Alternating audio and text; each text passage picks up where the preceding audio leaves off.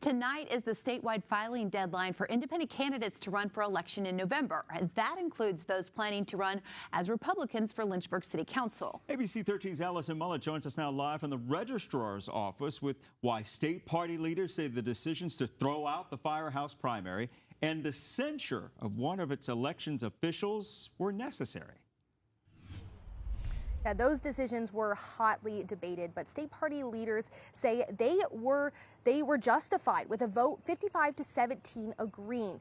But however, the censured former city council member Jeff Helgeson says he has a different idea of what's at play.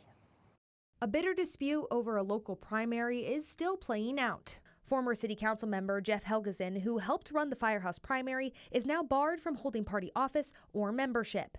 There were actions that he took during the course of that day and leading up to the event that certainly drew the integrity of the event into question. I reached out to Helgeson but have not been able to speak to him. He did, however, post a video to YouTube responding to the RPV's decision. This group in Richmond now had a meeting in Fredericksburg and said Jeff is either too conservative or Jeff is whatever. Who knows what they're saying?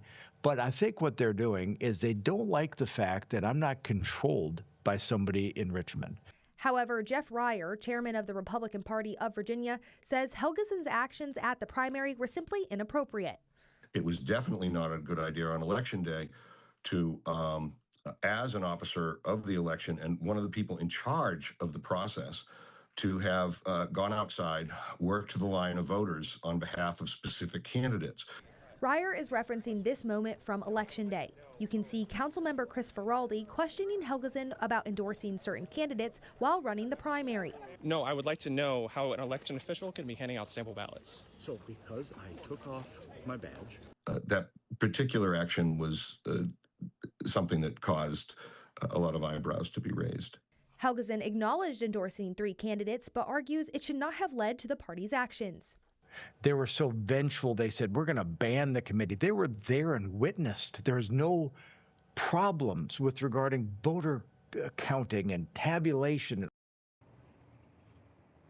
Now, all the Republican candidates who want a chance at the ballot again have to run as independent candidates, and they do that by bringing 125 qualified signatures here to the registrar's office by 7 p.m. tonight. And the registrar here tells me she'll keep us updated on the number of candidates that file. Reporting live in Lynchburg, Allison Mullet, ABC 13 News.